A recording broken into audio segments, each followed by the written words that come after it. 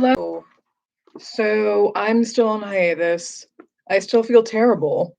But currently I am watching Wall Street Bets, the subreddit, burn down the hedge fund, whatever you have it called. And it's giving me some thought. So I thought I would revisit the accelerationist reader and do a brief interlude because I missed this. Still feel like crap. I will be back in full throttle in a bit. Obviously, I wasn't planning on interlude because I missed this. Still feel like crap. I will be back in full throttle in a bit. Obviously, I wasn't planning on doing this. But this evening, again, accelerationist reader, and we will be reading Prometheanism and Its Critics by Ray Brossier, 2014. Fuck the stock market. Fuck the American economy. What does it mean to orient oneself towards the future? Is the future worth investing in? In other words, what sort of investment can we collectively have towards the future? Not just as individuals, but as a species. This comes down to a very simple question. What shall we do with time? We know that time will do something with us, regardless of what we do or don't do. So, should we try to do something with time or even to time, like short sell all of our stocks in GameStop? This is also to ask what we should do about the future and whether it can retain the preeminent status accorded to it in the project of modernity. Should we abandon the future? To abandon the future means to relinquish the intellectual project of the Enlightenment, and there's no shortage of thinkers urging us to do just that. Its advocates on the right promise to rehabilitate ancient hierarchies mirroring an allegedly natural or divine order. But this anti-modernism and the critique of the Enlightenment has had many influential advocates on the left throughout the 20th century. They've insisted that the best we can hope for via radical scaling down of political and cognitive ambition to achieve small-scale rectifications of universal injustice by establishing local, temporally fleeting enclaves of civil justice, like the NASDAQ. That's me. That's not Ray. I just can't get over this. Like, right now, we have AMC, GameStop, and Nokia teetering around the stock market, the New York Stock Exchange, like homunculus, like these automatonic. Oh my gosh, no, they are golems. It's bizarre. Okay. And again, I apologize for my appearance. I definitely was not planning on doing a stream this evening, as you can tell. The scaling down of political ambition by those who espouse the ideals of justice and emancipation is perhaps the most notable consequence of the collapse of communism as a Promethean project. The best we can hope for, apparently, is to create local enclaves of equality and justice. But the idea of remaking the world according to the ideals of equality and justice is routinely denounced as a dangerous totalitarian fantasy.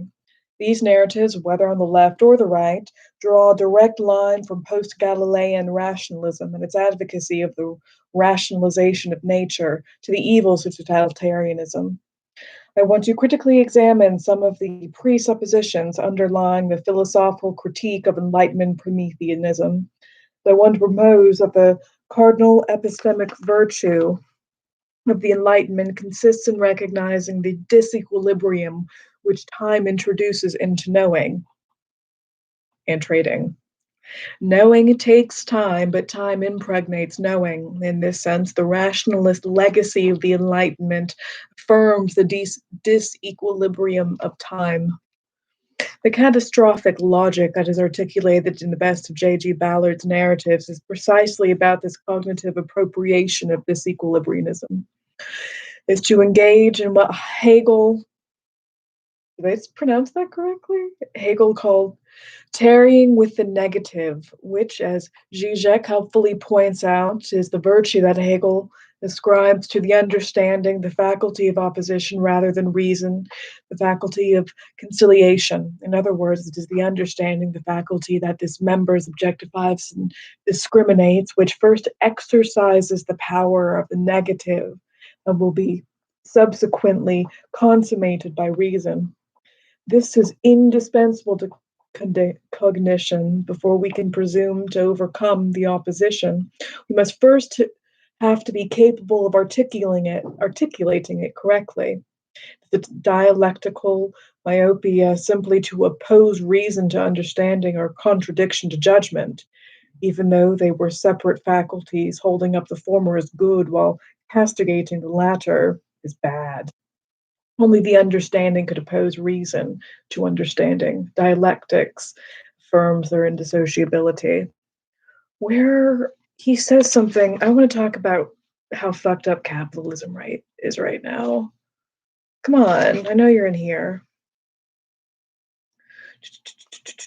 Maybe no more Bossier this exact moment, because I think he spends the rest of this one specifically on Kant. Is it time for Nick Land? Should I read some Nick Land? However, I will take this quote from Benedict Singleton's Maximum Jailbreak. The greatest escape of them all is about to blow the future apart. He's talking about space travel right there and metaphysics. But let's see. I'm going to take a moment. Ooh. I'm not going to spend very long here because I am achy, but this will work. So this is a quote from Lyotard's libidinal economy that is used in one of Mark Fisher's essays, Terminator versus Avatar. So why political intellectuals do you incline towards the proletariat? In commiseration for what? I realize the proletarian would hate you. You have no hatred because you are bourgeois, privileged, smooth-skinned types, but also because you dare not say the only important thing there is to say, that one can enjoy swallowing the shit of capital. Its materials, its metal bars, its polystyrene, its books, its sausage pate, swallowing tons of it till you burst.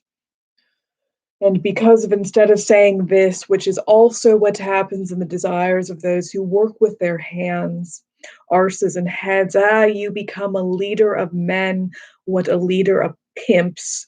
You lean forward and divulge, but that's the alienation. Isn't it pretty? Oh, hang on, we'll save you from it.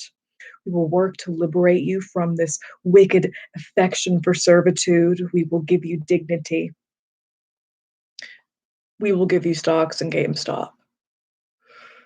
And in this way, you situate yourselves on the most despicable side, the moralistic side, where you desire that our capitalized desires are totally ignored, brought to a standstill. You are like priests with sinners. Our servile intensities frighten you. You have to tell yourselves how they must suffer to endure that. And of course we suffer. We are the capitalized. But this does not mean that we do not enjoy, nor that what you think you can offer us as a remedy for what does not disgust us even more. We abhor therapeutics and its Vaseline. We prefer to burst under the quantitative excesses that you judge the most stupid. And don't wait for our spontaneity to rise up in revolt either. Especially when that spontaneity is currently haberdashing about and doing a square dance on Robinhood and Fidelity Investments. This is going to be really interesting. I don't think anything will actually really ultimately come of it, but it's an interesting moment. And with that, the Brooksism, ow. So I'm getting a crown put on Tuesday, so I'm still on hiatus. Um, and then after that, I think I should be good to go again. But that was again Leotard from Libidinal Economy and was quoted in the Accelerationist Reader. How suiting for these times. Oh, God, I don't look like myself right now. All right. Take care, everyone. Signing off from your very barefaced, tuckered down, uh,